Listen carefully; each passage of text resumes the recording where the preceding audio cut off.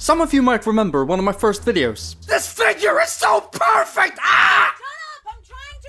Well, I finally got my hands on the Palisades Nemesis, so how about we do a little comparison? I got mine for £20 on eBay, which is dirt cheap for this figure, but bear in mind he was in pretty beat up shape. I bought him as a restoration project, but instead I ended up customizing him completely, but more on that later. Let's start the comparison with the Japanese Moby Dick figure. At a first glance, the biggest difference is that they're on two completely different scales. The Moby Dick humans were in a weird close to 8 inches scale, and the Palisades were closer to 7. For more accurate measurements, Palisades Nemesis is 22 centimeters tall, which is about 8.5 inches, and Moby Dick Nemesis is about 27, so 10.5 inches. I did make an argument for the Moby Dick figure being in scale since Nemesis' height varies from game to game, but going pure Resident Evil 3 scale, then the Palisades Nemesis wins when compared to NECA Chris Redfield. Moving on to the sculpt, the Moby Dick figure wins in every way. His proportions are better, his likeness is better, and even his paint is better. Palisades Nemesis is quite lanky in the torso, and the skin is too smooth. The head isn't too accurate to the game at all, being too smooth and small, and the shape just isn't there. The coat is also lacking some detail, the metal buckles are too small, and the lower part of the coat is open, which never happened in the game. I believe this is to make his legs a bit more poseable, but the legs still suck anyway, so they should have just left it closed. What they should have done was to give him a rubber coat like the Moby Dick figure. Lastly, I really don't like the dirt on his legs and boots, it just looks too messy and ruins the sleekness. Now skipping to head articulation, the Moby Dick Nemesis has a swivel at a weird angle. He can look puzzled really well, but it doesn't really work for much else.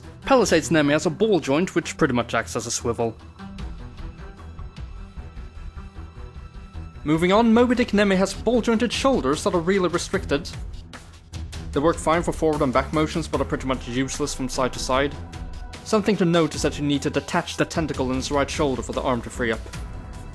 Palisades Nemi on the other hand has great ball and pin shoulders that moves in pretty much any direction you want. In order to achieve this though, the sculpt on this exposed shoulder is very inaccurate, but they clearly went for playability here. He's also got bicep swivels to further help with the posing.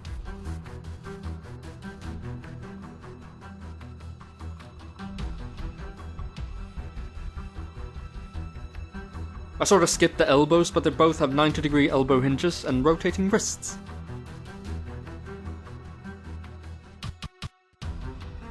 Moving down, they both have waist swivels. The Moby Dick one is hidden under his nice rubber coat, and the Palisades one has a nicely hidden swivel due to the sculpt.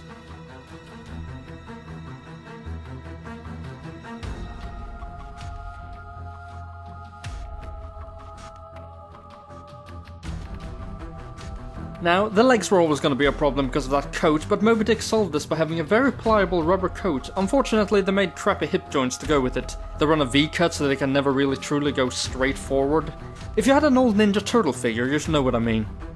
His knees have a good close to 90 degrees bend though. Sadly, he has no feet joints, but his feet are so massive that he balances well.